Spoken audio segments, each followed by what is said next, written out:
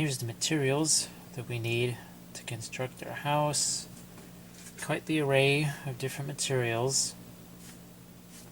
Right here you have an important set of materials. Some foam. I start out with some pink insulation foam. In other countries it's different colors. Some are blue, some are white. But you want to make sure you get this consistency. You do not want the packing styrofoam that comes in appliances and TVs, whatever. You want this insulation foam because it's nice and firm, very solid. A few different thicknesses here. This is 1 inch, and we have 1/2 inch. Also have some foam core. Foam on the inside, about the same consistency as the pink foam, but it's got this paper on either side, kind of a nice hard paper. It makes it really, really strong. I also have this little piece of board. This is what we're going to actually mount the house on, and that is the back of my disposable pallets. See, it's a pretty hefty, substantial piece of paper, and it does pretty well as a to mount your buildings on. I'm a person that saves everything, and I save these too. Got some balsa wood here. You don't necessarily have to buy it in strips or whatever. You can buy it more in pieces like this and just cut them into strips. We'll be doing a lot of that, cutting these down into strips. It's I just happened to buy it's kind of a variety pack, and it came with a bunch of different types. This is something that you don't necessarily have to have. This was very fun. I found some of this, it's plastic hard, but it's got some brick texture. And this will let us do some of this exposed brick section here underneath the stucco. This is to kind of finish off around our base. Some sand, some gravel of different weights, some medium, some heavy. And here's something else. This is fantastic. Speaking of sand, this oxide paste.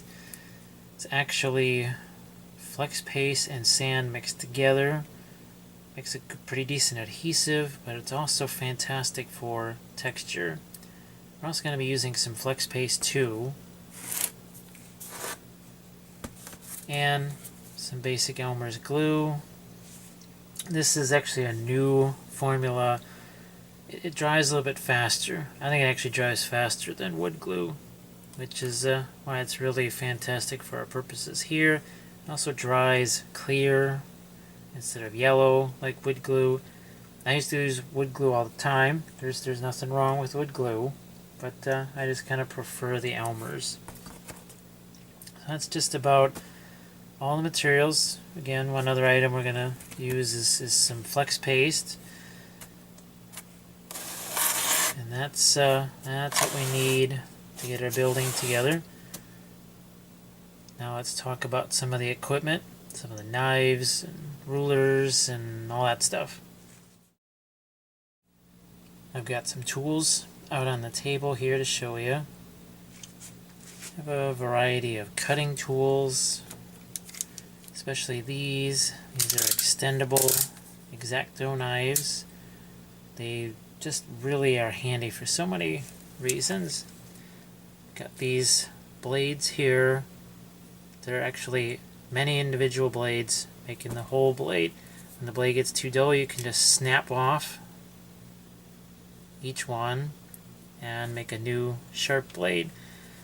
Biggest advantage is how long that blade is.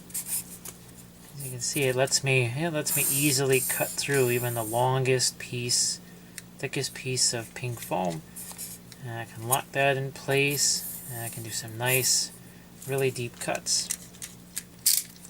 I have some extra blades for that blade.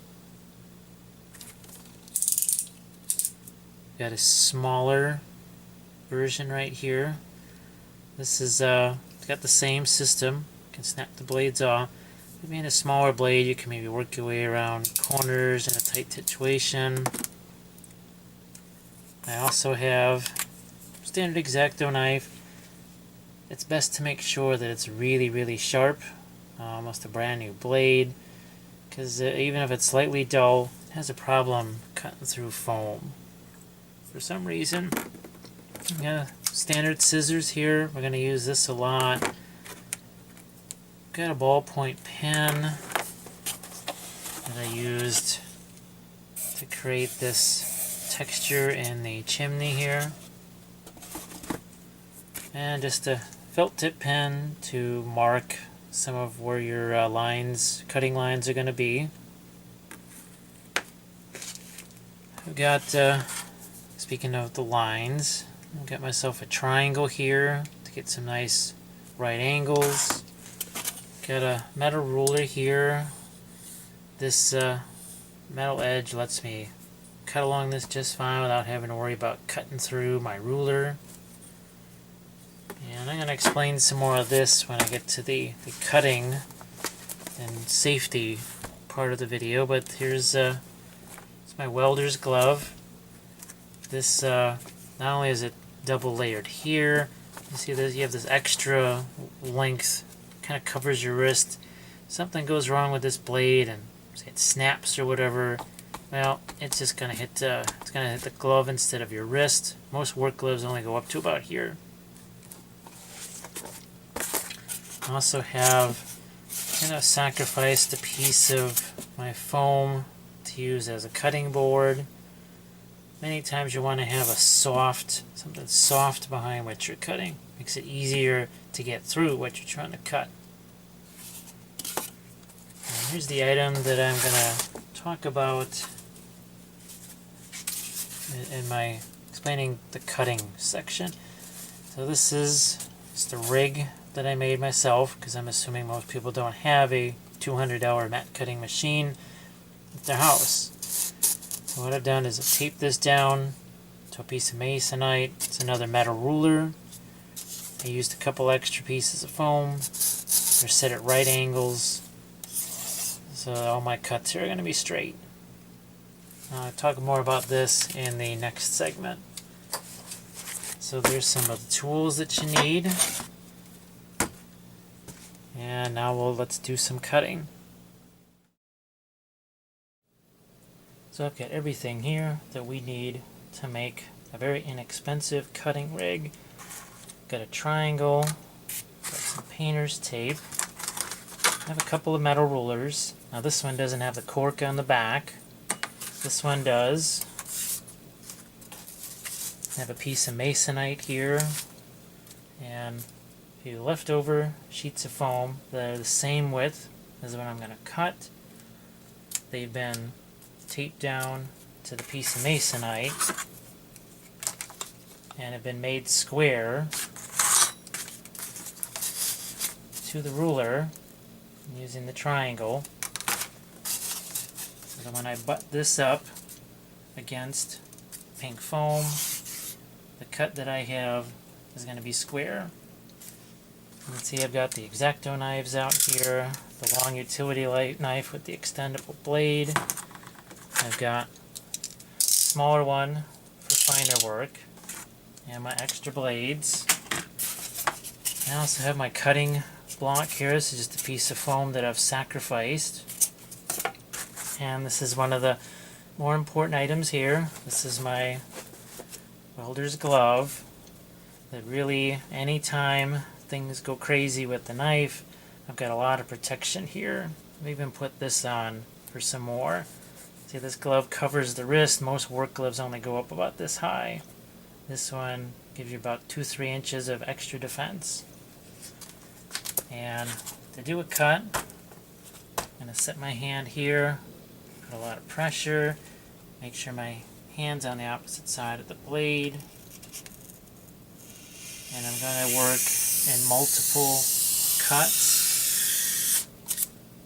So you're not trying to go all the way through in one shot. There's a second cut. This also lets me make sure this blade is perfectly horizontal. I'm going to give it one more cut, almost through. And that's all it's going to take is one more cut. And now I've got my piece, and I can use this as a pillar or as decoration. And if I wanted to do an angled cut, I'll set this up so that it's square. What I'm going to do is set my knife at an angle. I'm going to use this sawing action. Now you can tape your cutting platform to your table also to give it a little extra stability. You can see I'm trying to maintain the angle of the knife and still use that cutting motion.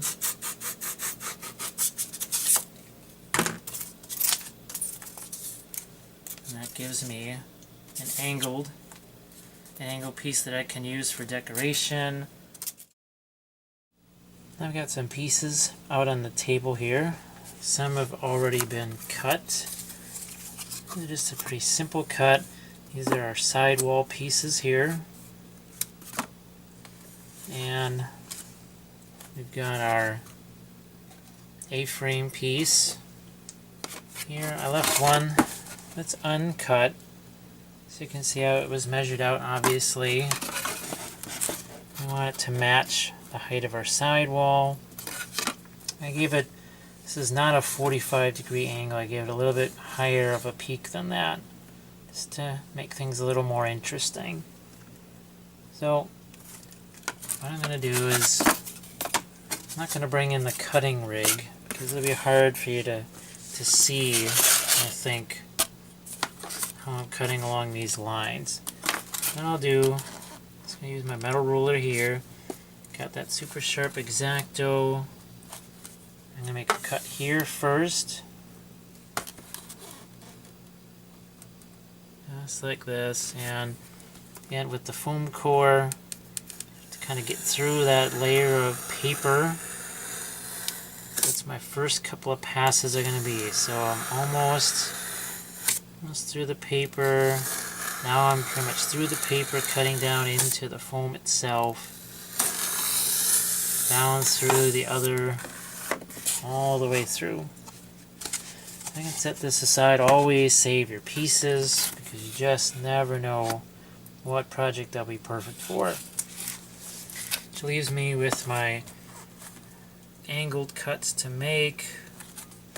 Set this up again, just like I did the first time. Make sure with this, make sure I'm holding this straight up and down.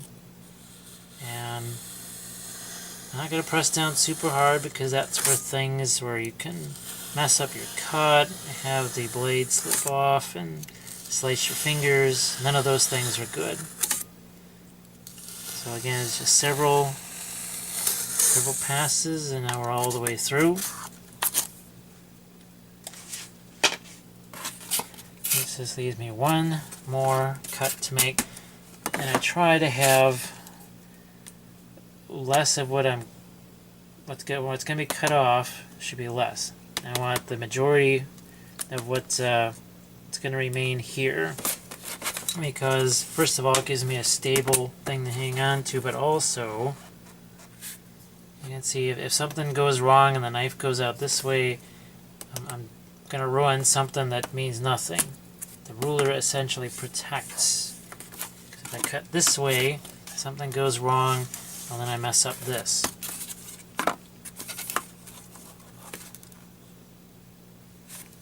Just like we did before, slow passes, taking it easy. That's why I use my my cutting piece of foam like this, because with it being soft on the bottom, so I'm almost through. There we go. So that's a nice clean edge. See, that's not jagged on the bottom. If that's jagged on the bottom, you either need a new blade or you need to rethink the way you're cutting your foam. Now the other thing that we'll need to do, see, these pieces are going to fit on the outside. They're fitting on the inside, would be okay. Since these are going to fit on the outside, see how there I need to change the angle? I need to bevel this edge. And I grab my pen here and see if I can mark where I want that to be. So about here at least is what I want to bevel. And let's see if I can make this so you can see it, and so that I can still actually get my hands on it. Alright. So I'm going to line up my ruler on either side like so. And now take my knife, it's at an angle, and using a sawing motion, and work my way all the way down.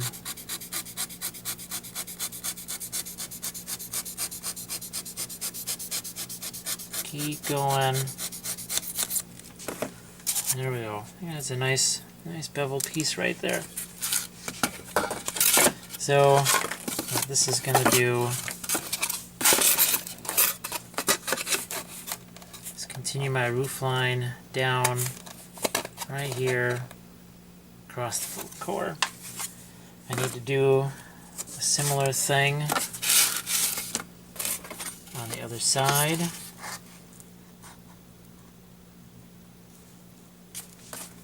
Set this down, secure it, get the knife at the right angle,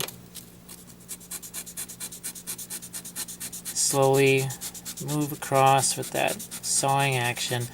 And since I have this foam board, or my pink foam as a cutting board, see, it's soft, so that as the knife goes through the foam core, the pink foam, it provides support but not a lot of resistance. So there's another bevel, and that goes right there. It continues our roof line. So what we need to do, one last part of this step, is to glue these four walls together and put those on our base.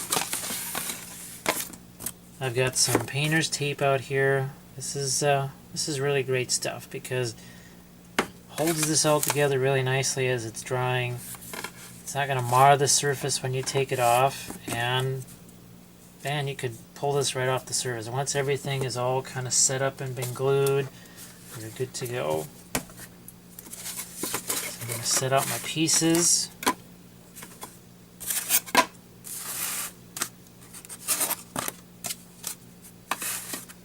Like so. I'm going to prepare some of my tape.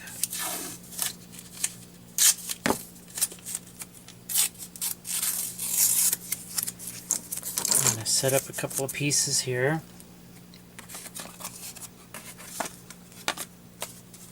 And I'm going to glue my roof pieces right here. I start with my tape.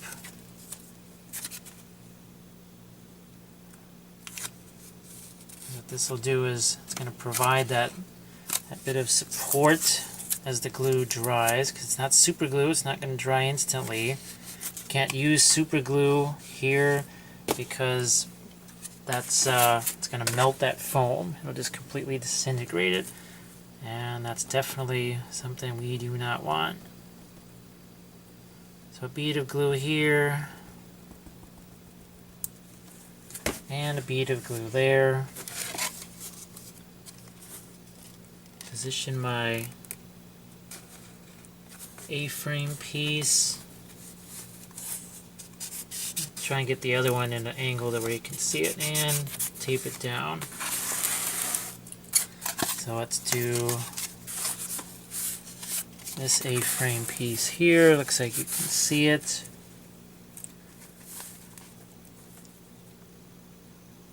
It's where it's supposed to be. Take the tape, and it's going to help secure that joint. And secured with the tape. Now a bead of glue all along the bottom so we can attach it to our base.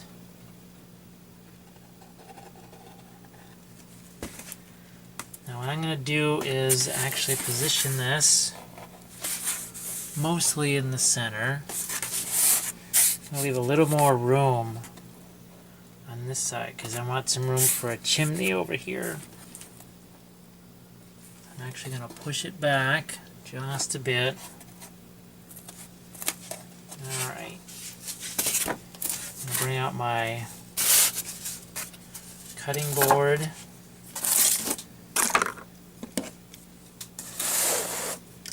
Out comes my thicker X-Acto knife. And make two slices until that comes off.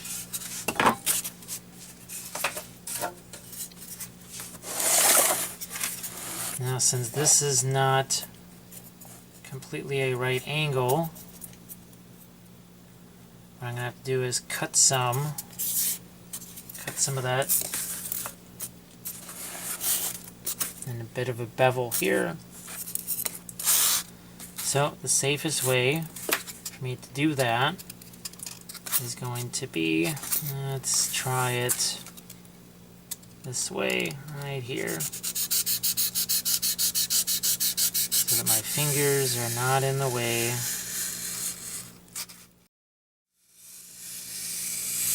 There we go.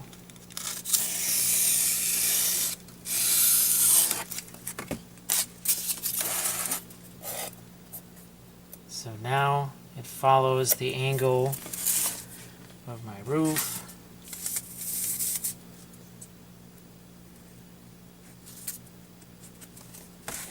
Some glue and some tape.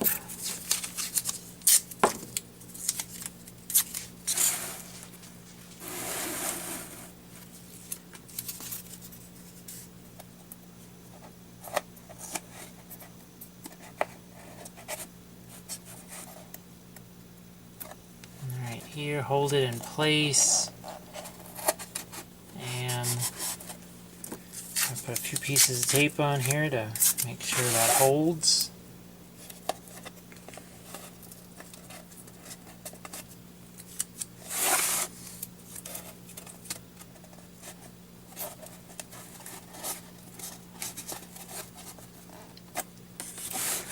Alright, so we will let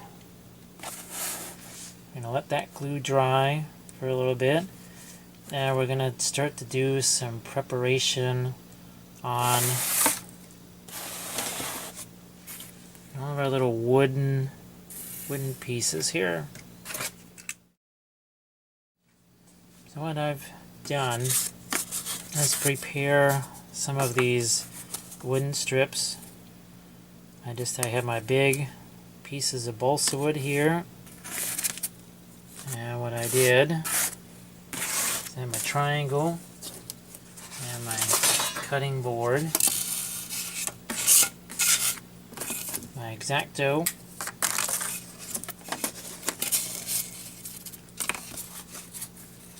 and just about a 1/4 inch or so.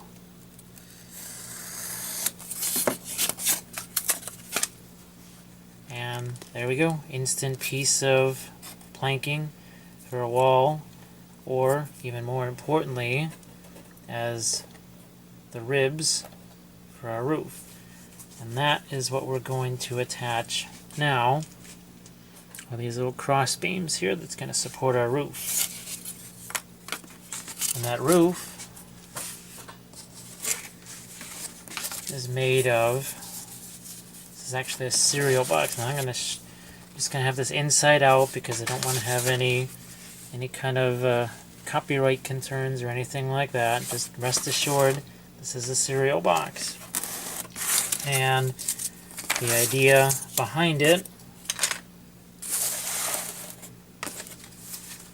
is that I can use it as a base for all of my shingles. These shingles are made out of the balsa wood. Since you already have seen this, I'm just going to show you on a separate piece of board. I'm going to glue just a few of these on to show you how that works. But I'm actually going to use, for the shingles on this piece, my cereal box, because I just want to show you an alternative method, because maybe the balsa wood, you don't want to spend that much money on it. This is something you've already spent money on. You have it. You're either going to recycle it or throw it away. So this roof we're going to make out of cereal box. But first things first, I want to glue down some of these wood planks out.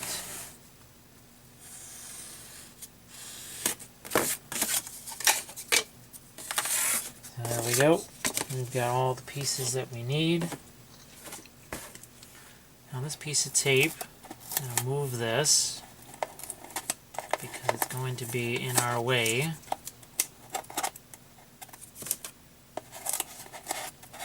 That's better.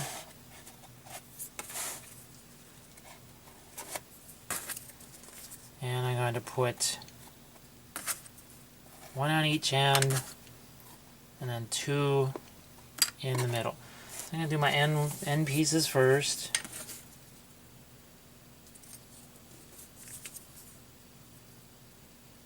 Now again, I can't use super glue here, even though this won't be affected by it.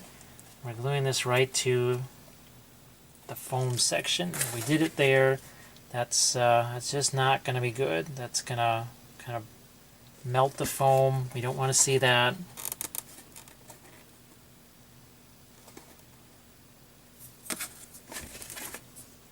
And now a few strips in the middle.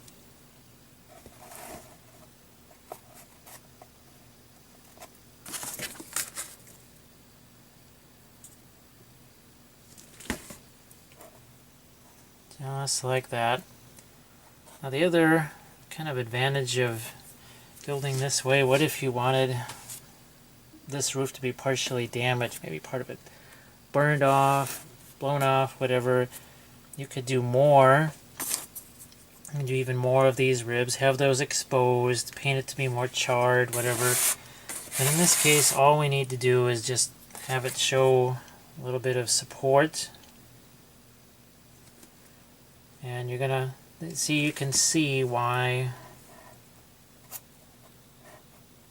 I put that piece of pink there. It gives me something to attach these ribs to, because here this is all nice and solid.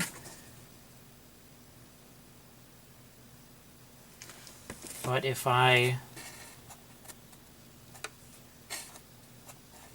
didn't have this piece of pink foam to glue to it, it'd be nothing for the glue to hold on to. Always want to give the glue some place to hang on to. So some cross braces there. One last cross brace to glue on.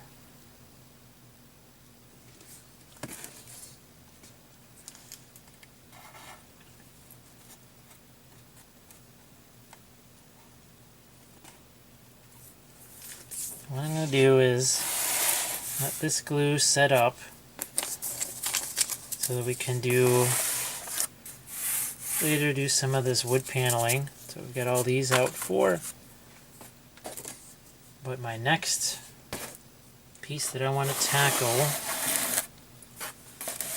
is going to be this chimney here. So as that glue dries, make yourselves a nice chimney to keep this house warm.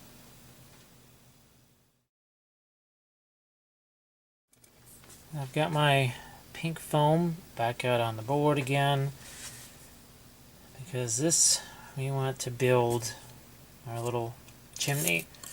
Now I've got two thicknesses of foam.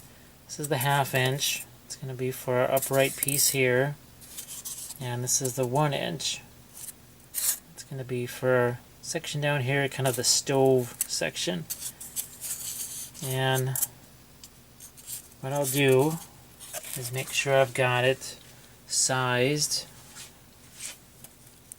Looks like it's the right size. I've got it measured off. And I gotta do my first cut to separate this from the main piece. Using that sawing action. Just gentle cuts, go through it slowly, keep the knife vertical.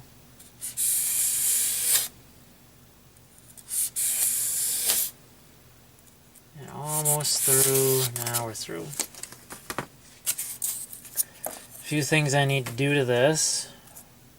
First thing I have to do is shave off part of it so that this actually fits on our board. So I'm going to cut off about, make this blade a little longer.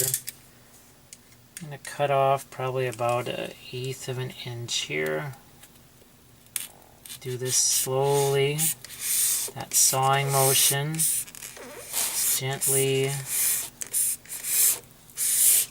and there we go. And you can save this. This is could use this for window sills. It's a nice flat thin piece. What I have to also do is cut some bevels, but bevels that match. Now you don't have to do any bevels, you could just leave it as is, but I'm going to do some bevels. I'm going to put my piece of 1/2 inch on, mark that off. So I know this is where my bevels are going to come from. Hold this down and slice away. Hold it down, get my fingers in a safe spot. Use that sawing motion, cut it down. Over here, one last bevel cut to make. So there we have it. So when this is attached, very nice. I've also got this little piece here. That is the top of our chimney. So the next thing I want to do is put our stone texture. Let's make sure that's in the picture. So my pen comes in handy. And what I'll do is do some horizontal lines, not necessarily using just the tip of the pen, actually putting the pen on its side and using even more. I'm actually using this plastic part, not just the ballpoint, to create a line. And see my lines, some are thinner, some stones are larger, might even have it be uneven, at an angle.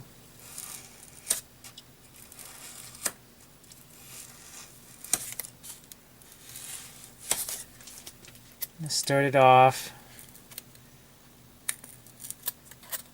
See what I'm doing here? It's not just like bricks. I want it to be more like big stones. So what I just did was I pull this line down. And watch what I'm going to do. I'm going to take the ballpoint. I'm going to kind of dig it in right here. So it's rounding that edge. It's making it more irregular. So I start with a line, but then press in, and again trying to get more of an irregular look to this. I don't want it to be bricks necessarily, to be more like maybe big, really big stones. And as I draw this down, I'm gonna go this way and that. And not wanting to be perfectly symmetrical.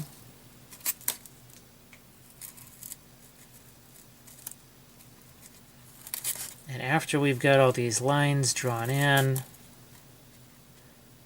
I think you can tell by the other sample here that we've gone in with our knife and enhanced that effect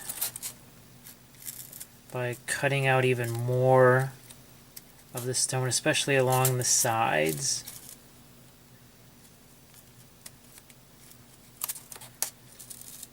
And there's a few other things that I did to it. I learned long ago, actually taking your knuckles and pressing those in to create some stone texture on pink foam. It's a fantastic material. It's strong, it's light. You can do so many different things with it, get so many different textures with it. And we're almost done. I can even draw in some cracks if I wanted to. Just pressing in gently with my pen. On the other side, I'm going to put in a few indications of stones here too. Just in a few places, like here. Skip a row, go here, skip a row, over here. Now, don't want to forget, you have to do some bricks on the other side here. There you go. Now you can see it. We've got them on this side. We need to turn around and do it on this side. I'm going to do about 4 rows worth. So I have to carry my line across and do 4 rows down.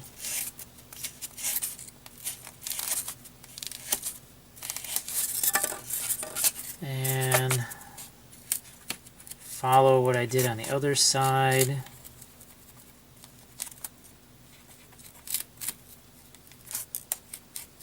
This will be mostly covered by the roof line. I just want to make sure that I've got it here now, because it's a whole lot easier to do this now than when it's glued onto here. Now I've got my piece on the lower level down here.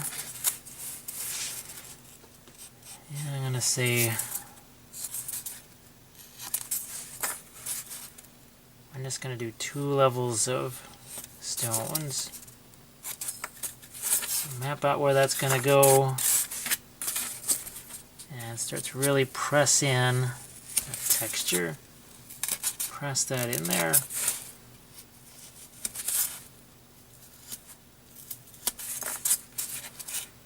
And let's make ourselves some stones here. 3 across.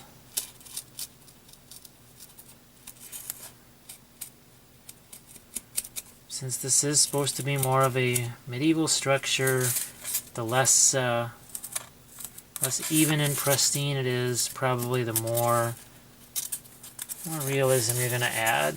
So let's put a few markings up there. And that, I'll do that, because now I can stick this piece on here.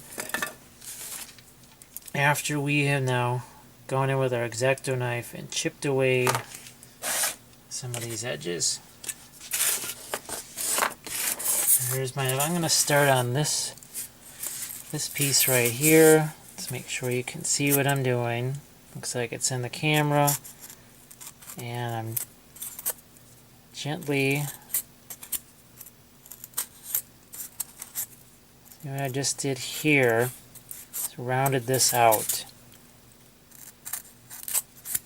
I go after that edge, but again, cut this, round that out. So now it's going to look more like a pile of mortared stones than some nice, clean, modern era bricks.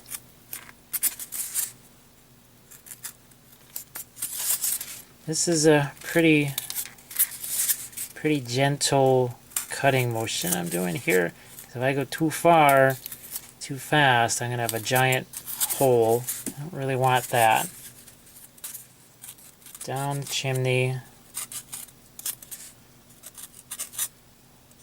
The biggest priority is just to get rid of that perfectly straight, symmetrical edge. It can start out that way, but we certainly don't want it to end that way.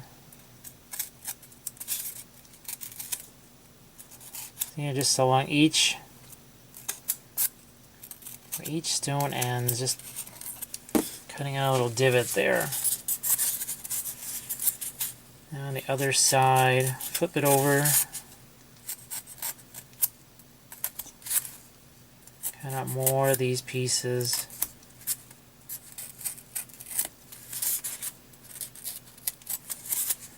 And along the side here, cut out some more.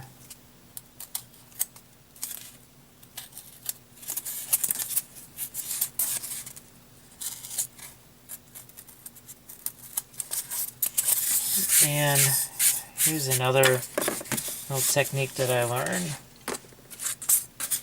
Take my knuckles here. What I'm going to do is just roll my knuckles around. Really dig those guys in there. I don't know if you can see, I've just changed this. Instead of being perfectly flat, now it's got all these little divots, and I'm going to do some more. Do that on this side too.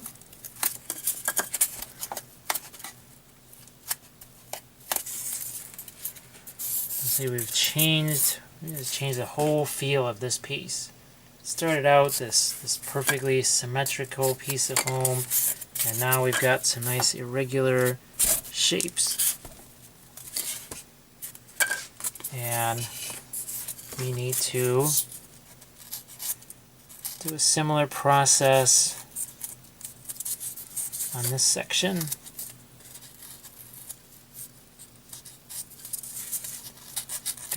Gotta get rid of these really fine, sharp edges here.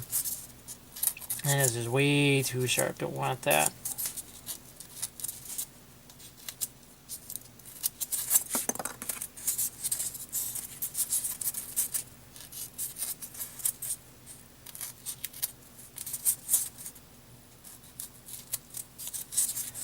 And just like I did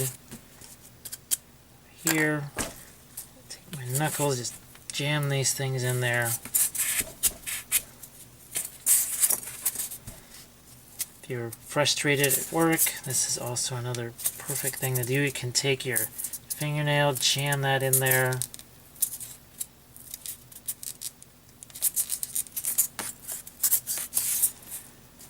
So now we've got a really nice, almost complete chimney.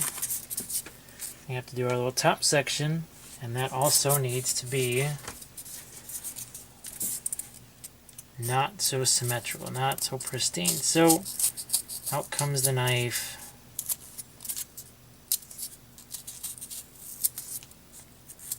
Especially going after the corners. That's a surefire giveaway that it's foam and not rocks. And I think I'm going to make it look like it's at least a couple of stones here. So I'm just going to divide this in half. Crack on there. And same thing. Smash that down. Make it irregular.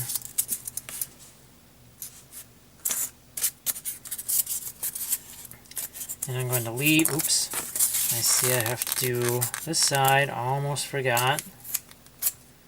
I was so busy smashing it with my hands, forgot there was two sides to this.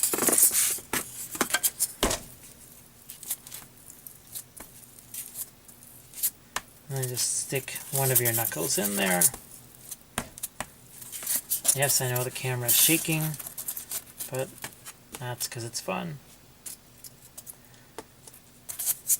So I am going to set that chimney aside, keep it handy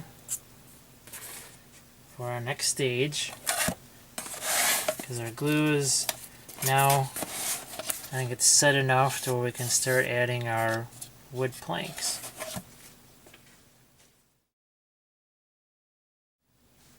It's time to add some wood planks. I'm going to start off with the corners, and I've got some of my balsa wood set up. These are going to be vertical pieces that run this way. So what I need to do is hold this in place, and you see I've just marked off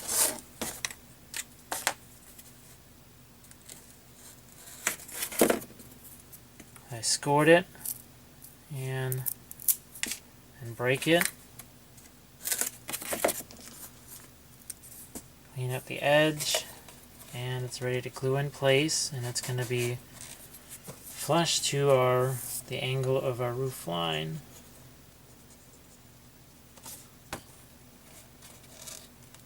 And right there.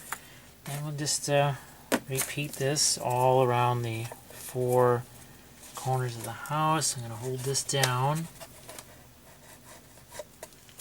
mark it off, score it, break it, and glue it. And what this does, not only does it give it more of that, I guess, Tudor sort of a look, but see how it hides that crazy little foam core edge. Won't see it at all now. Oh, a couple pieces there. And we'll flip this around. We'll do this on the back. So I'll even cover up some of my pieces of blue tape. I just decided to leave on there for support. Mark that off, just like I did with my first 2 pieces.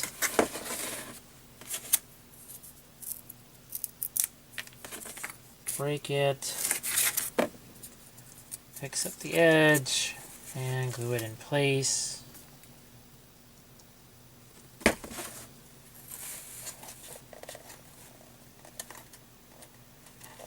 I see that my roof piece was a little bit high, so I did that, so just cut it down, made an adjustment, and now it fits exactly where it's supposed to. Sometimes you just have to do that. You'll have to make an adjustment.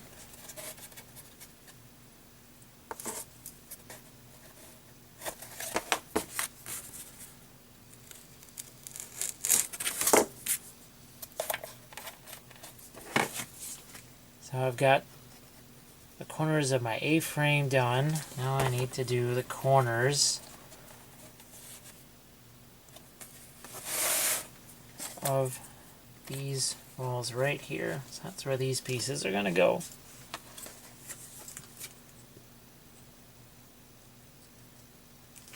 And one in each corner. And this one overlaps. And overlaps that piece just a little bit.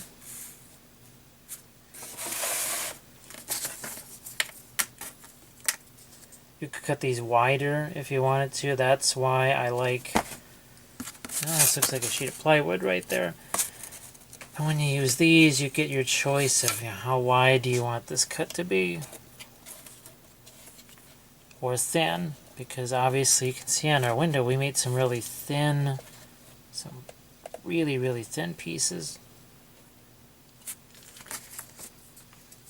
Alright, one last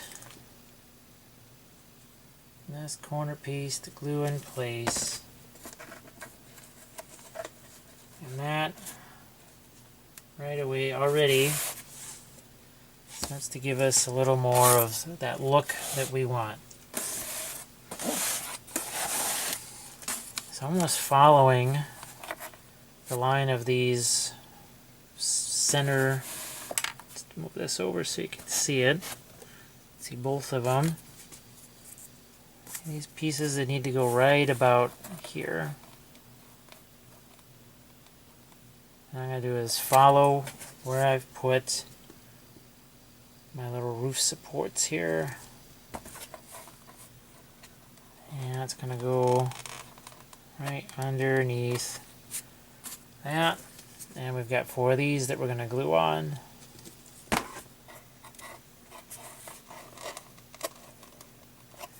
So this will be a spot for a doorway.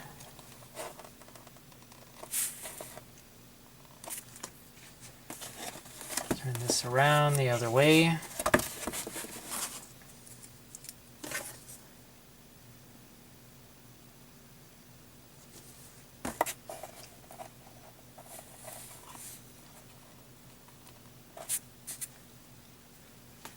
I want to make sure they're reasonably straight and level. Again, not necessarily want those to be perfect.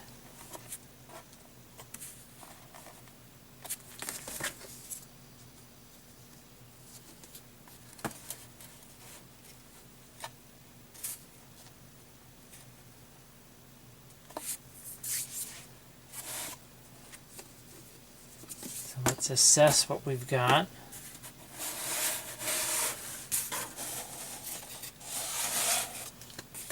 So we've got our corner pieces in place.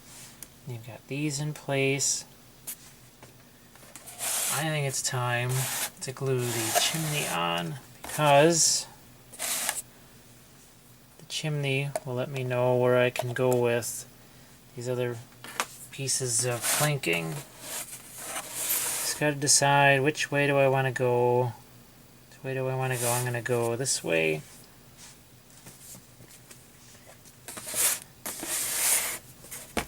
Looks like this way because that's wide enough to hold the stove part of our chimney.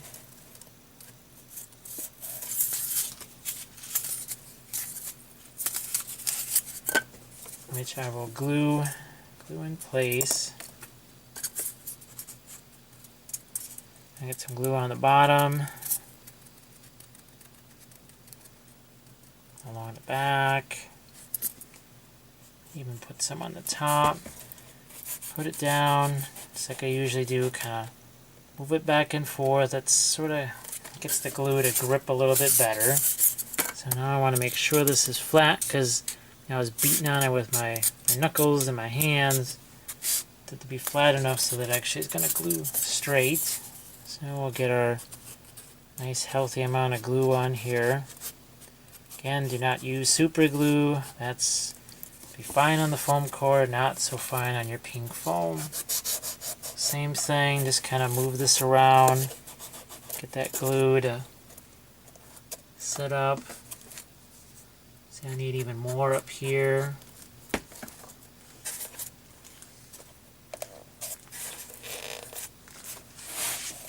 And hold that in place for a little bit, let the glue catch. Now I don't know if you'll be able to see it. I think I have to move the camera up just a wee bit.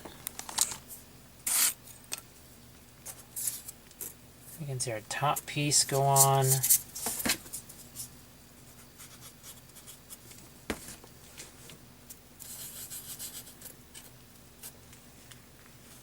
And so there we have it. Now we're going to let the glue settle a little bit here, and then we will work on some more of our planks on all 4 edges of the house.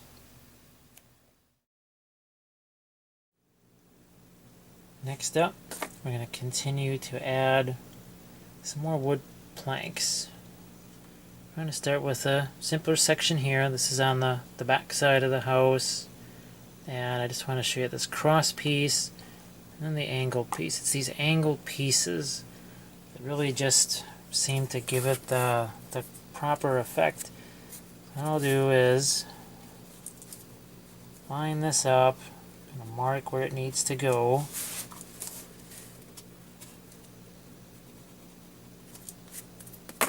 It's a little better if the fit is snug than loose. So I'll cut my piece, get some glue on it, and it's looks like it's about an inch up off the ground.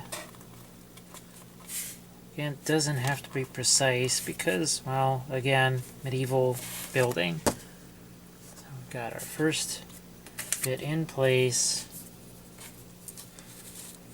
My next piece. I could use the scissors to cut this, but the scissors is not really, I don't know, it tends to smash.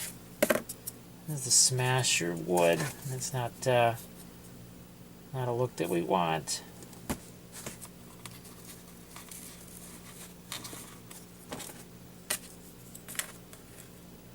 It's a little bit long. Shave that down. There we go.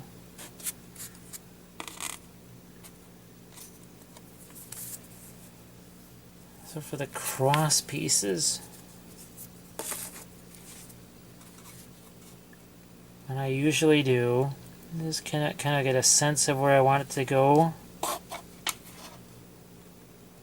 About there. Hopefully my arm is not blocking this too much. Now I'll take my pen, draw that out, and I'll make my cut here. And down here.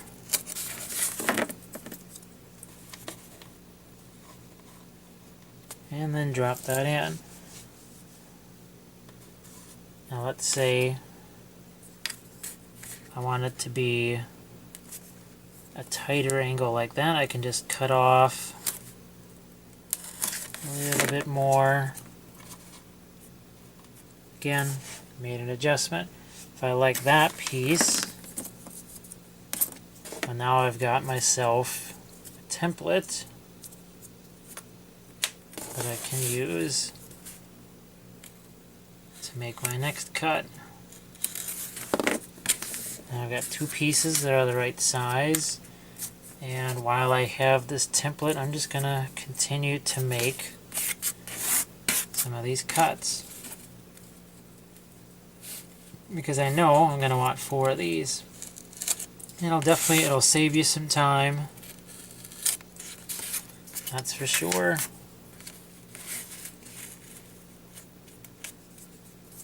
I just got one more piece to cut, and there we go. So let's put these in place. Make sure I've got it pointed in the right direction. Alright, I know it goes there. Can glue that down.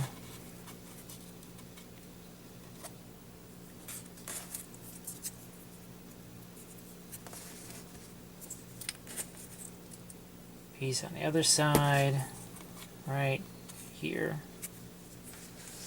So we've just replicated our original structure on this side. Spin this around.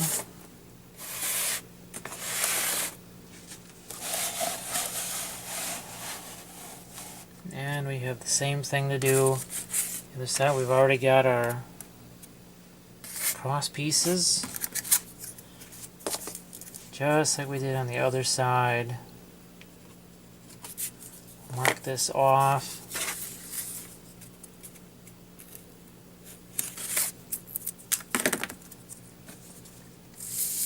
And somewhere again around an inch from the bottom.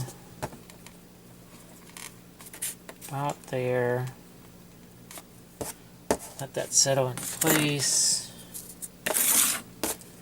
I always try to keep that knife away from where I'm setting my hand down. If I'm not going to have the guard on the blade, I just try and shove that knife as far out of my way as I can. Let's get my glue on this edge and on the wall there.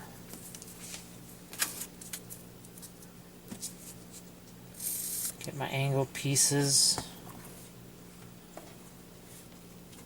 where they belong.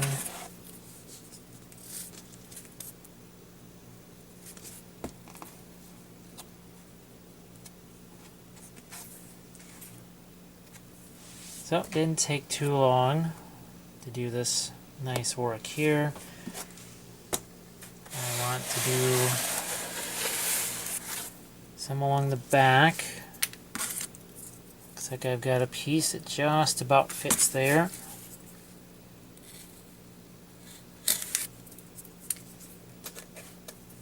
A little more cut off.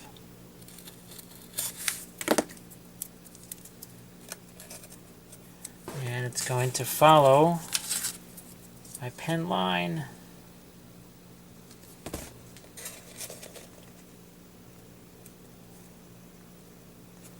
First one there. Want another one over here.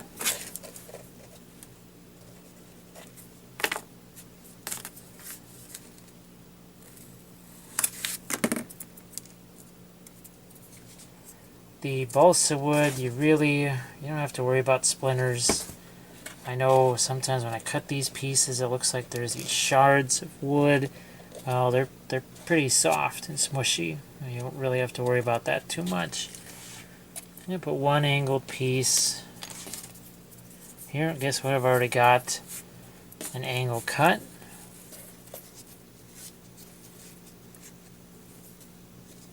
So basically, it's going to go see what that does.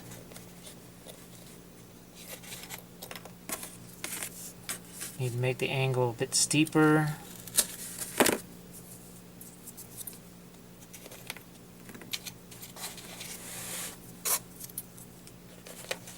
And it fits. I'm going to glue that in place. On the other side, you can see what I've done. I've got some of my exposed brick. I'll just set you in there. Now what's happening over here on this front side?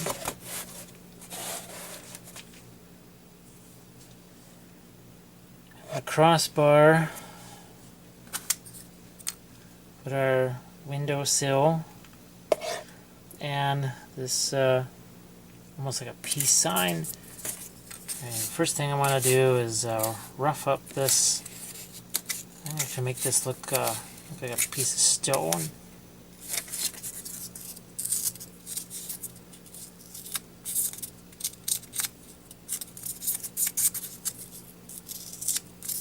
Alright, just leave that in place. So, crossbar will go right here.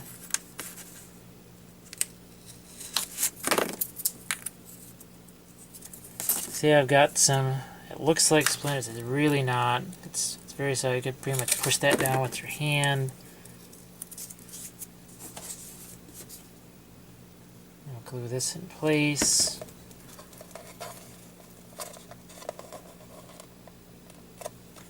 Like so. And got a piece that's going to go all the way up to the top of the A-frame.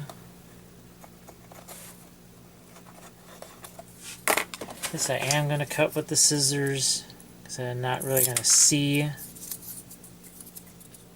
Not going to see that line. And glue him in place.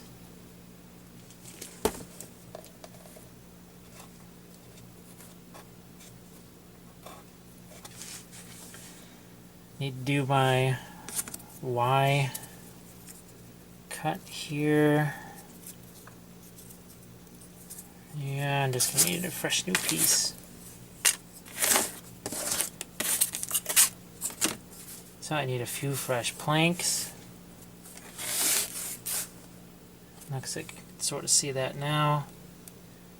These are going to be a little less wide. Cut a few quick planks.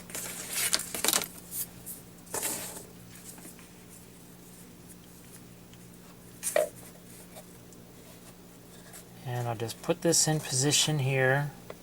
Hold it down with my hand. There we go. That's not going to block your view.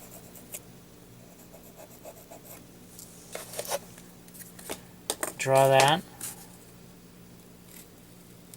I'm going to cut this with the knife because I'm going to see this.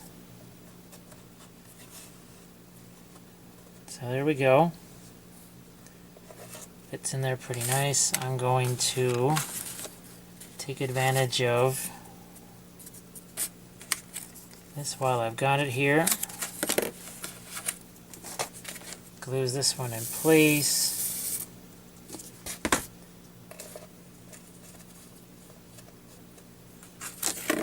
Measure this now.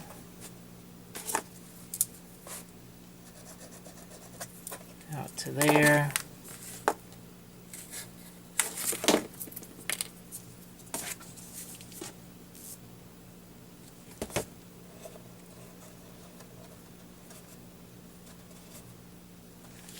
Alright,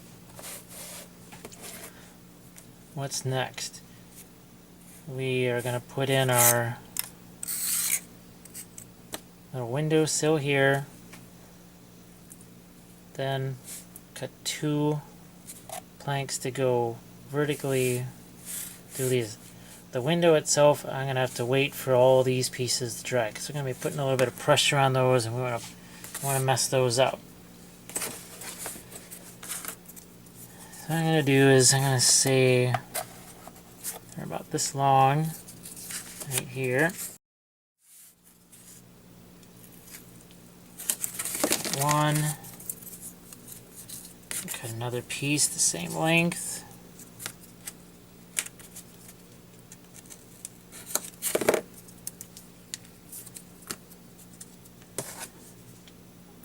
I glue these in and then glue the windowsill to butt up against those. Now those mark where my windowsill should go.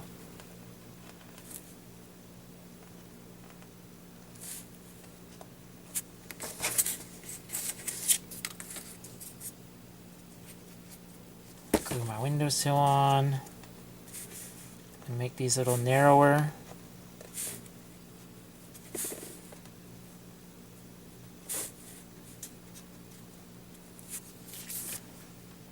I'm not going to do the window yet. I'm just going to do my little pieces off the side. So, like I did before, mark that off.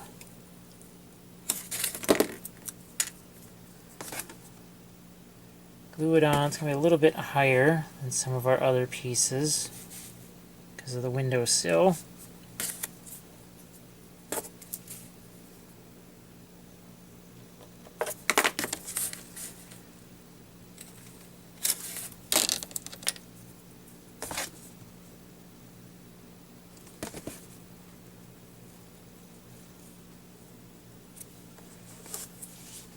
So we've got the basic appearance of our window in place. Got a lot of our angle pieces done.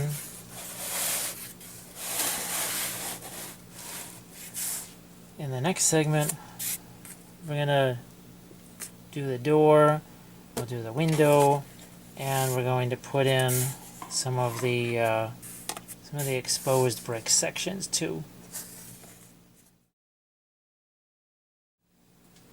Now we'll get to the door, the window on the other side of the A-frame, and we'll add some of the exposed red brick.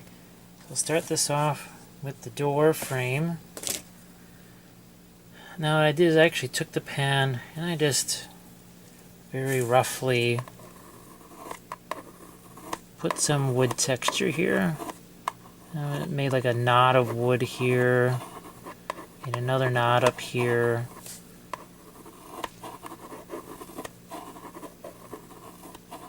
Just made it as irregular as possible. I'm really pressing hard into the foam core. I know it's not ideal, but it's some texture, better than no texture. First thing I'm going to do is glue in this wider piece. Goes up over the door. That makes me see that I need some texture up here.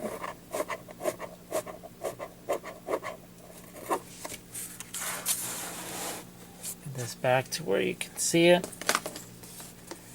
Got these two upright pieces that form the rest of the door frame. Right here. This should just be a teensy bit of a gap.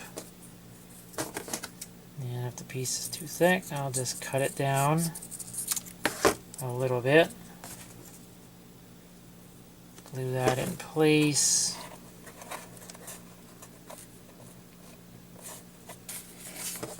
And what I can do to make the metal,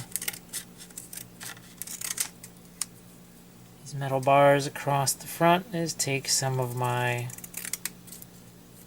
handy cereal box,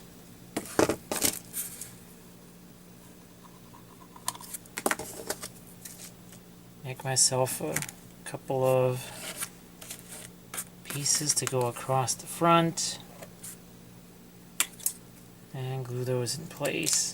You can see that I used a little piece of pink foam to indicate kind of the door handle. I even put a few little nails on there. It's just some plastic card.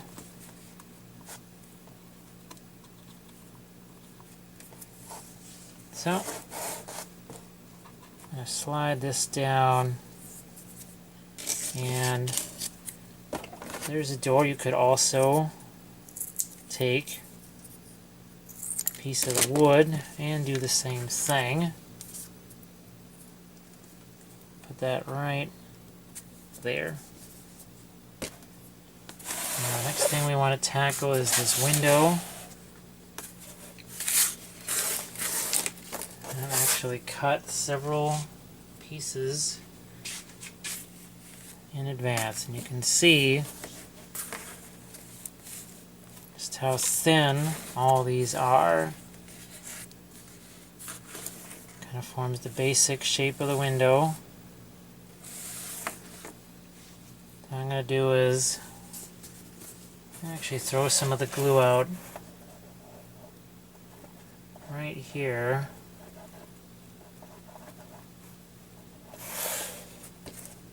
And install some of my pieces.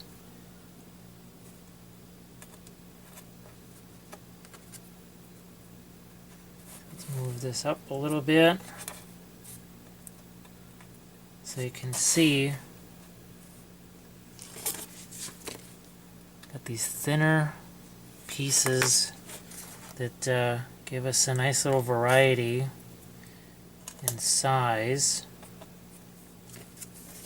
from these thicker pieces. And here's my the top of my windows, and that's going to sit right there in the center. Sometimes I like to make the windows a little bit narrow because, well, they didn't have a whole lot of glass back in that time. So window is done. While we're here, I'm going to glue in place some of that exposed red brick. Not going to put too many bits of this. It's better to be a little more conservative.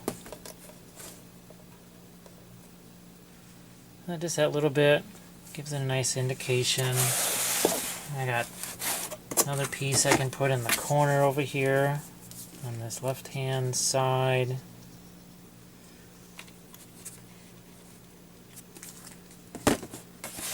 And last but not least, I've got this piece over here.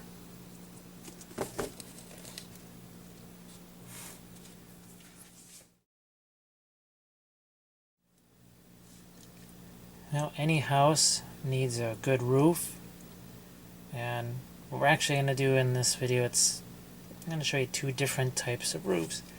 Now here's my finished roof here.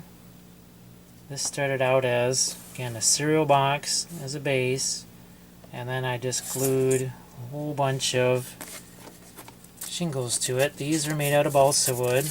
I have my strips of balsa wood like this. And I cut these in different lengths. Some shorter, some longer. And they were all cut against the grain because when I want to make my individual shingles, I can snap these and look at it, you get a nice kind of a varied edge. And just break a whole bunch of these.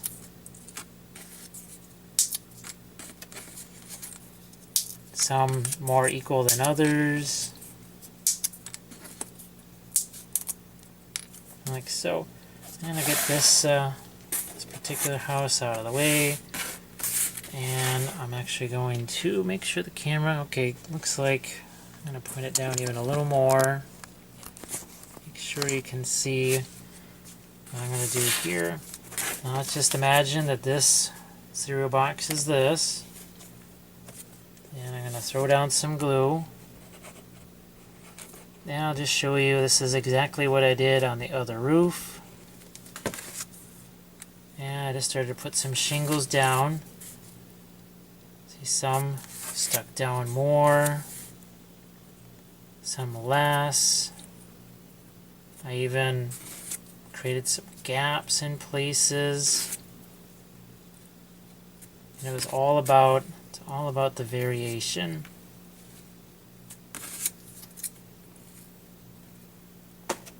Like so. And again, all this happens with the roof laid flat. So this, when we assemble the roof, it's going to be down like this.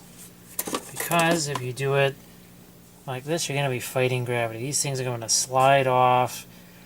It's so much easier to do it this way. You put some weight on top as the glue dries, and it's nice and flat, like this. You can see that's pretty strong. So to do my next level of shingles, I put a bead of glue on the existing shingles, and then I have to make sure that I've got enough here. This is another reason why I don't want to do this. I think, can you imagine this glue just it would be very aggravating. Let's just put it that way. So I've got my next level of shingles. Looking again for as much variety as I can provide. And see how I overlap my previous batch. Just enough to make it interesting. There's my second level.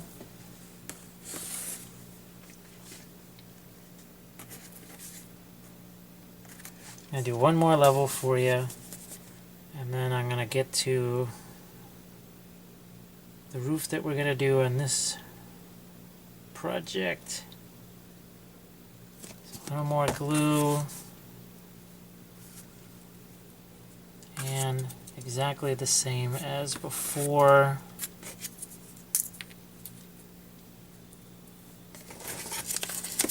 And just keep moving down the line. Now again, this is where obviously if you want a little more realism, I think you would want to go with these wood shingles. But there's some time involved here, and obviously a cereal box that's already empty and eaten is going to be less expensive, even though balsa wood's not incredibly expensive either. There we go. It's basically what we've got here. Same principle that we're going to do with our main roof. I'm going to set some of these wood shingles aside. Move this house out of the way entirely because I want to set my roof down, and I've got a whole bunch of cereal box shingles prepared. Believe it or not, this whole collection here might just do one side. That's why you might want to consider just how much balsa wood you'll need. This is basically an entire cereal box that's been chopped up here. So just like, make sure you can see, I'm going to spin this all the way around. So this first one requires kind of the most glue. And just like I did, the principle is the same whether it's wood shingles or these. Now the advantage with these paper ones is that I can overlap those more. If I did that with the wooden ones, well, they'd really stick out. That would be a little bit too much. So I can throw a bead of glue here and overlap if I want to. It gives it more of a random texture. I'll just lay these out. Then go on some thinner, some thicker, and if I want to have some that cross over like that, see that's hard to do on the wood, where that just crossed over like that. It's just the wooden ones are just too thick. I tend to go with the bigger, longer shingles on this bottom level here. I want to get things started. I can use the thinner ones as I work my way up.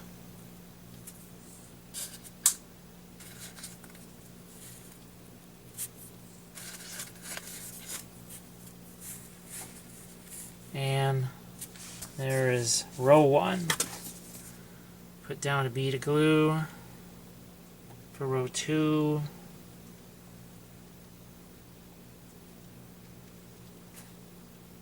Just like that. Now I think I have the option of maybe going to some of these smaller shingles. And like I said, I have the option of doing some overlap if I want. But maybe I want to leave a gap because, well, maybe these are starting to rot out a little bit.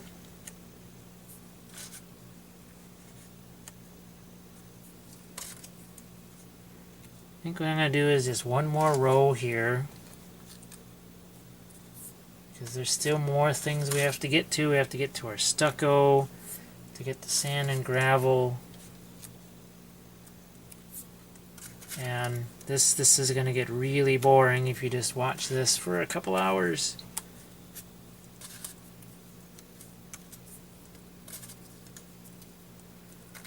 So I will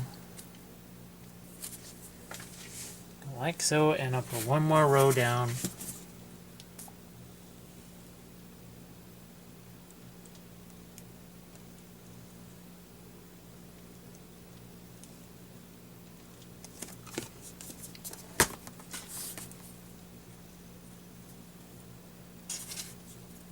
And as this fades away, you can just think about what the rain does to your roof and how your shingles will eventually look like these.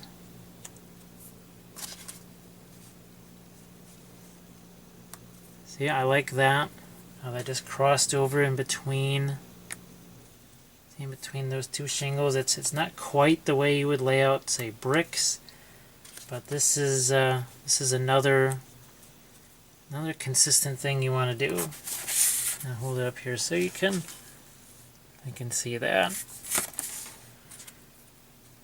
So I'm going to do this for a while, quite a while, and we'll come back and we'll fit this roof on and do some stucco. To complete our stucco and cover up some of the red bricks, I'm going to bring out some of the flex paste that you've heard me mention so often, usually erroneously. So I've got it right here. This is an acrylic, essentially it's an acrylic primer, and you usually put this on gesso, on a canvas or something like that to kind of create some texture and then put paint over that. But what we've got here is a nice batch of this mixed up, and what I'm going to do is, see how I'm having that cross over that gap where the brick is. Use this to make some texture here, but then everywhere else try to create that stucco effect. Up here along this edge, I try to build it up.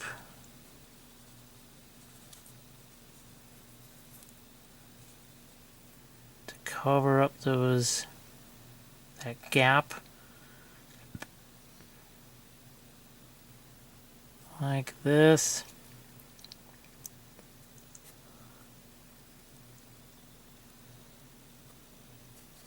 And I'm going to do this on every wall, because it'll look really unusual if it was just right where the bricks were.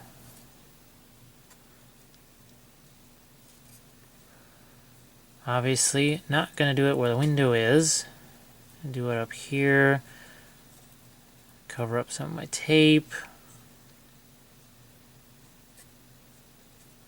Yeah, I had a kind of a gap here with the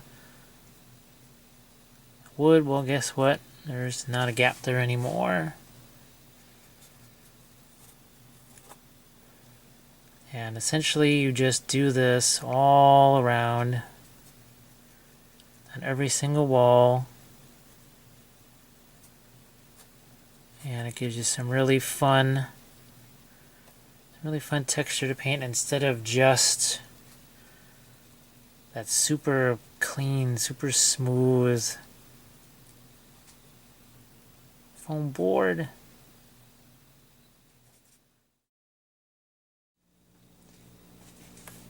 As you can see, I put a whole bunch of shingles on our roof, and I actually pressed put some weight on top of this so that it wouldn't warp. So now I've got this ready to place on top of our building, and I'm going to just throw some real quick super glue on some of these joints.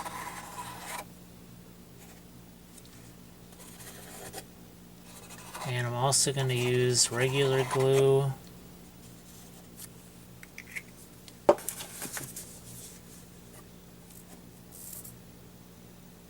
And the two of them together, one's going to help hold it right away, and the other one is going to give it some long-term hold.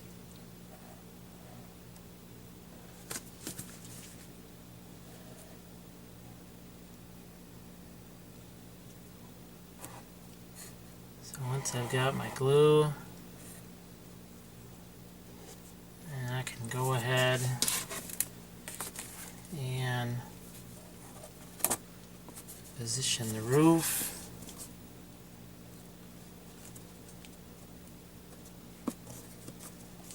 And it all fits pretty nicely.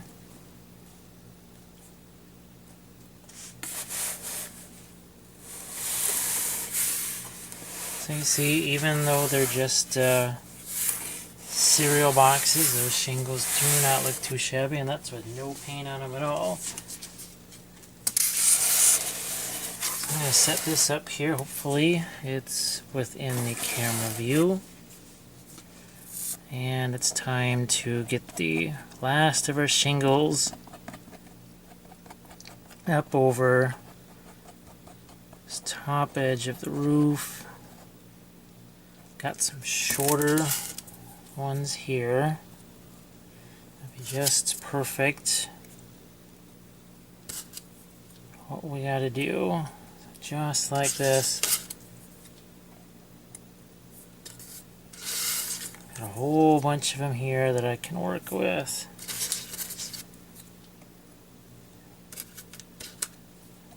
I'm going to be kind of a little more choosy here on this top level because it's really gonna see this. I'm gonna go with a thin one here, and this thin one there, and then a thick one next to it.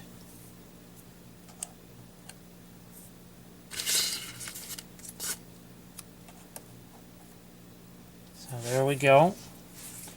Top row's done. And same thing on this side.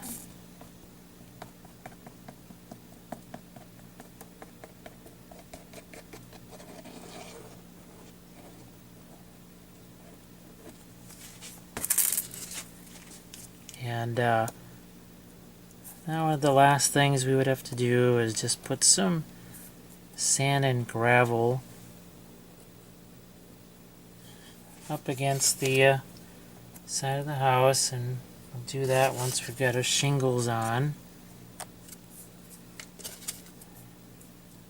A bigger one. Here we go. There's a big one. Got that overhang.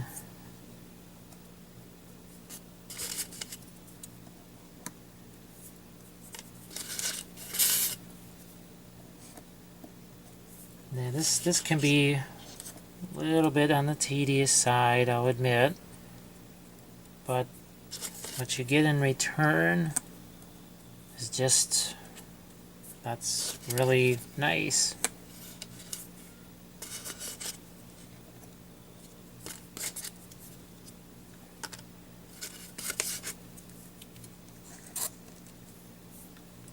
And sometimes you just, I just happen to have a piece that's gonna fit right in there.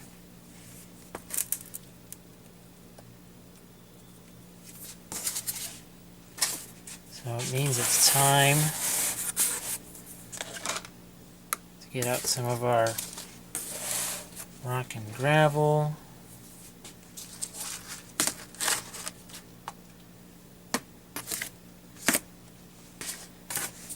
Throw a bead along the bottom part of the house here. You probably want to make sure that your stucco is reasonably dry.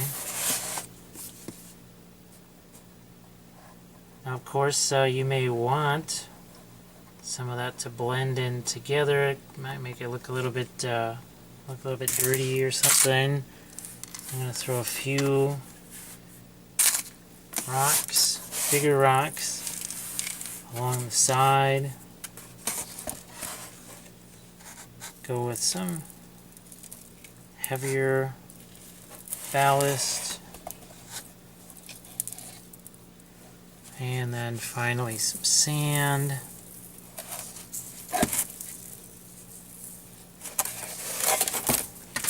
Do the same thing here.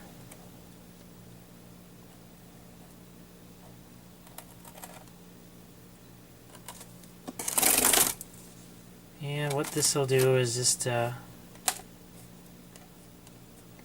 connect the building to the ground, because the building was looking a little disjointed. It wasn't connected to the ground at all.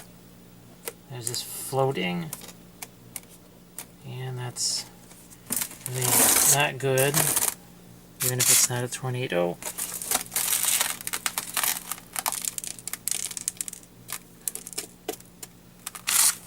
So, some bigger rocks, medium ballast,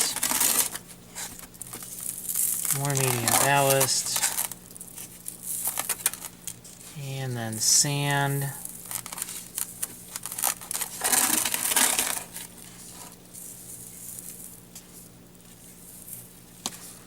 And there's one last thing I'll have to cover. And that's some of our oxide paste. So that's kind of our last little thing we need to do.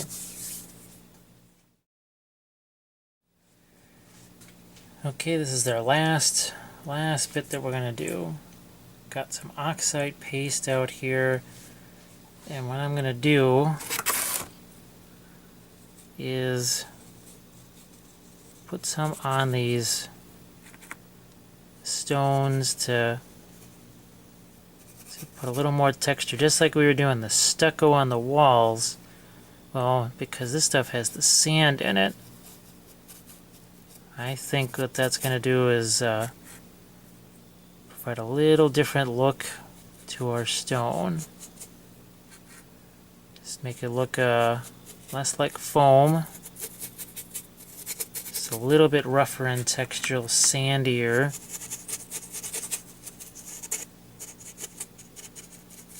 And it's going to brush that over certain areas up here on the top of the chimney. Can't see it, it's off camera, but I just threw some up there. And just scumbling this across the surface.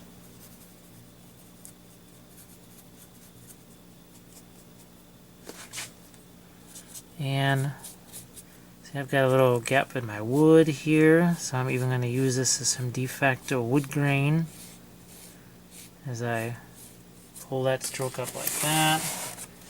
Now there's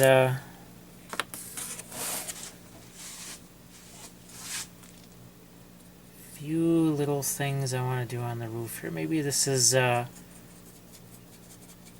I have to provide some of the texture. The balsa wood really gave me a lot. So I'm going to throw this up here. Maybe this is almost like moss gathered up here on the roof. Just something to rough up this texture a little bit. So kind of make it built up there like moss. And I'm going to be dragging it down the sides to almost try and create some wood grain on individual shingles here. I'm going to paint some of this sort of down these shingles and see if that doesn't, not on every single one, just here and there, see if that doesn't actually recreate a little bit of almost like a wood texture, but it has to be kind of intermittent. Can't be on every single piece. Just a little bit here and there.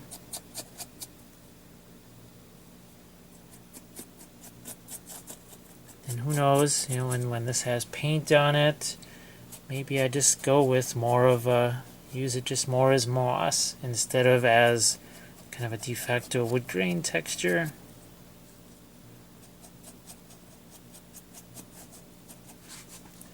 Pile up a little bit there. Also, it's going to add a little bit of strength and structural integrity to that roof.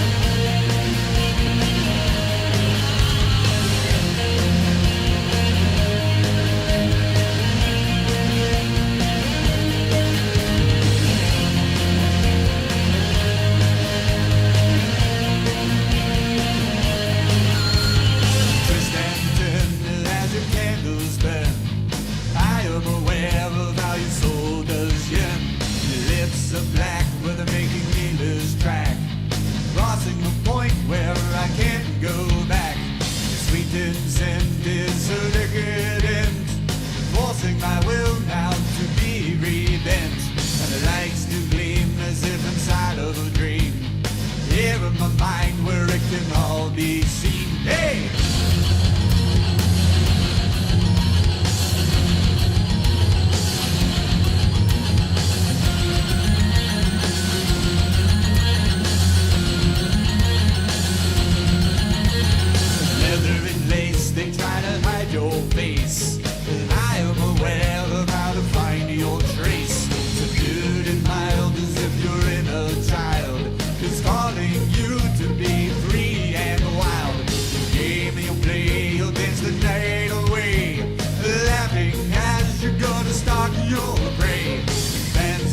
hairdresser in your dark best. Well, here is the place where you can join the